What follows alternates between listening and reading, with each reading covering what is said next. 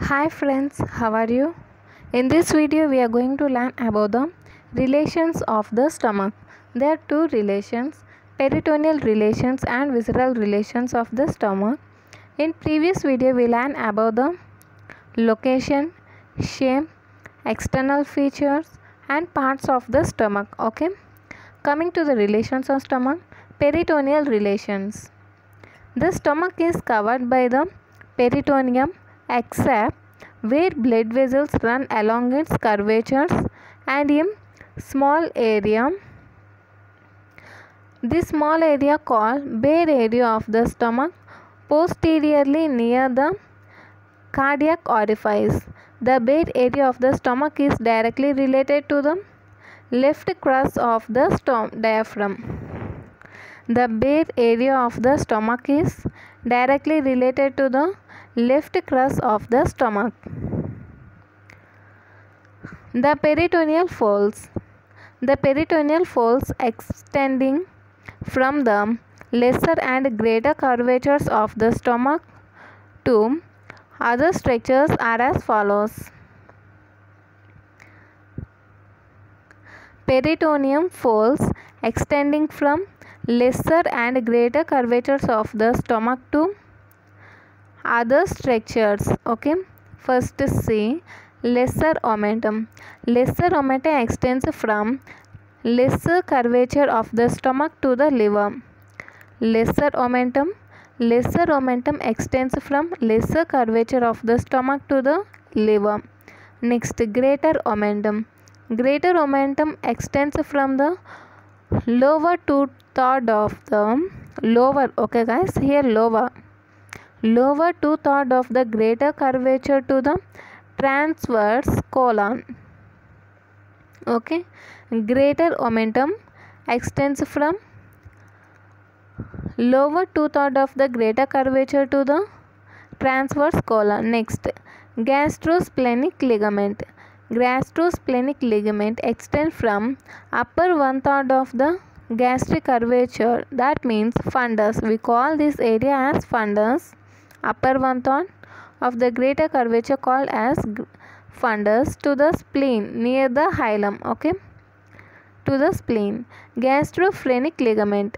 Gastrophrenic ligament extends from the upper part of the fundus to the diaphragm. Gastrophrenic ligament. It extends from upper part of the fundus to the ligament. Okay.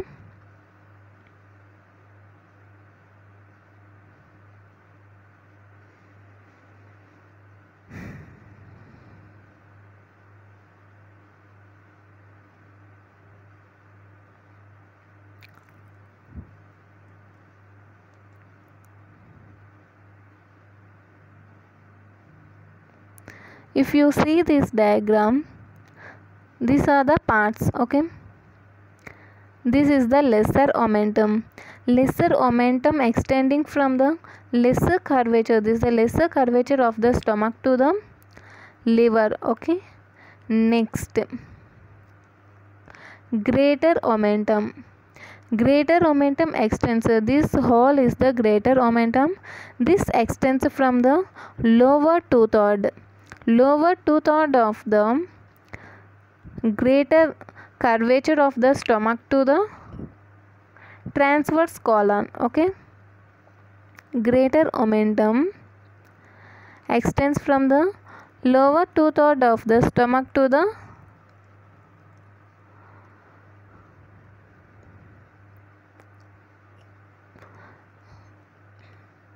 transverse colon. Okay, next, coming to the gastrosplenic ligament. This is the gastrosplenic ligament. It extends from upper one-third of the greater omentum. Okay, it is a part of fundus. Okay, upper one-third of the greater omentum, which is a part of fundus. It extends from here to spleen. Okay, here to the spleen near the hilum area. Next, coming to the gastrophrenic ligament. This is the gastrophrenic ligament which extends from the diaphragm to the fundus. Okay guys,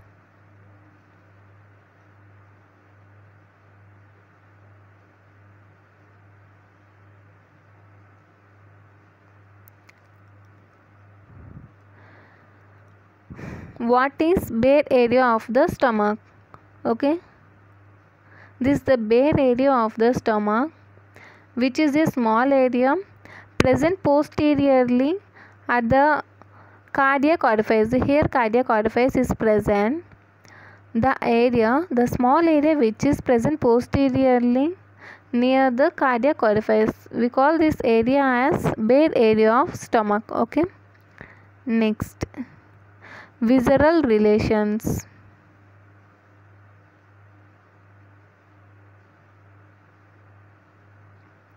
Relations of the anterior surface, we call anterior surface as anterosuperior surface. On the right side of this surface is related to the gastric impression of the left lobe of liver and near the pylorus to the quadrate lobe of the liver. On the right side, this area is related to the gastric impression. On the right side, this anterior surface is related to the gastric impression of the left lobe of the liver and near the pylorus to the quadrate lobe of the liver.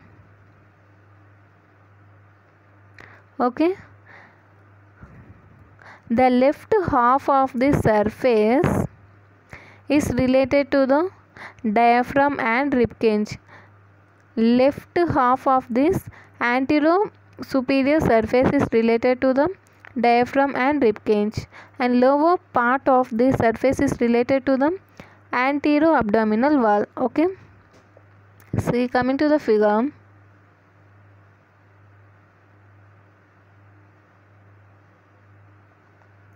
if you see this diagram,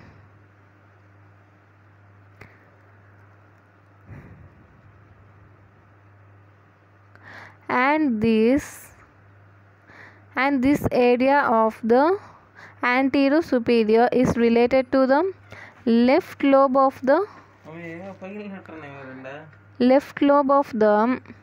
liver. Okay, this area is related to the left lobe of the liver and the upper area is related to the diaphragm. Okay, if you see this diagram, this area is related to the diaphragm. Okay, and this area is related to the liver. Okay, with left lobe. Okay, next,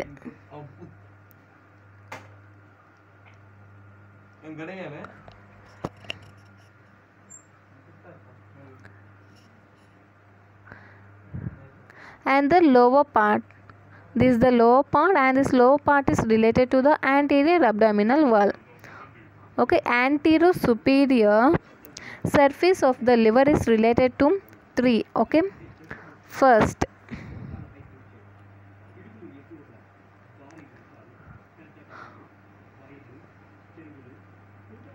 on the right side, okay, on the right side there is a gastric impression, and this area is related to the left lobe of the liver, and the upper area, this is related to the diaphragm, and the lower area, this is related to the anterior abdominal wall. These are the 3 areas. Next, coming to the gastric triangle, it is a triangular area of the stomach in contact with the anterior abdominal wall. It is bounded on the left side by the left costal margin, on the right side by the lower border of the liver, and inferiorly by the transverse colon. In complete esophageal obstruction, gastrotomy is performed in this area to feed the patient. Okay, next, relations of the posterior surface or posterior inferior surface. This surface is related to the number of structures on the posterior abdominal wall. This structure is related to a number of structures on the posterior abdominal wall, which collectively form the stomach bed. Okay, and the structures are diaphragm, left kidney, left suprarenal gland, pancreas, transverse mesocolon, okay, left colic flexure. We also call this as splenic flexure of colon. Next, splenic artery and spleen. Okay, once again, diaphragm, left kidney, left suprarenal gland, okay, pancreas, transverse mesocolon, left colic flexure, splenic artery and spleen. Okay,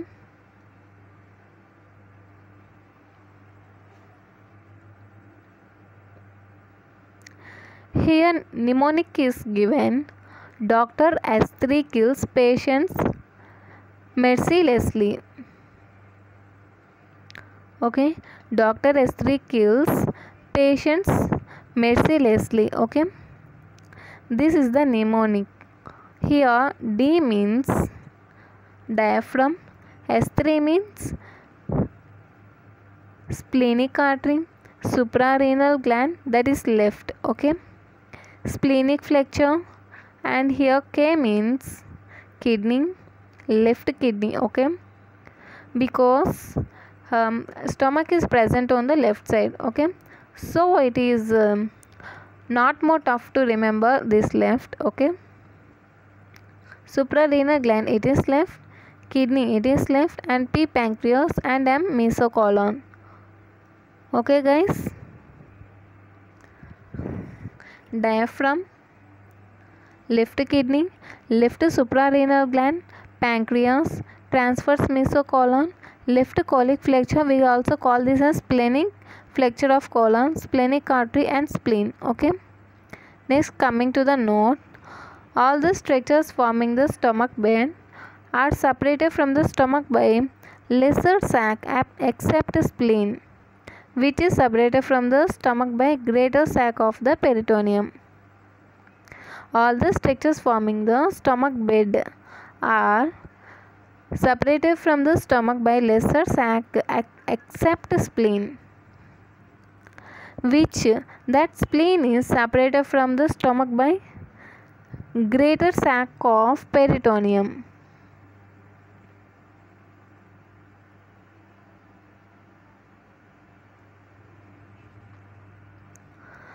This is the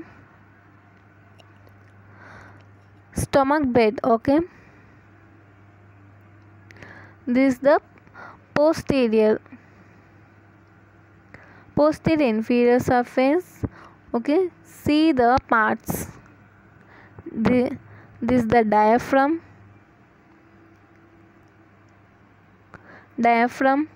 Okay, next, left kidney. Okay guys, this is the left kidney, you see here. Next, immediately left suprarenal gland, because this suprarenal gland is present just above kidney. Okay, next, left colic flexure. This is the left colonic flexure. This is the left colonic flexure. We also call this as splenic flexure. Okay, this is the left colonic flexure, left colic flexure. Next, 3 S are. Okay, 1 S is completed, that is suprarenal gland, and next S is splenic artery. This is the splenic artery.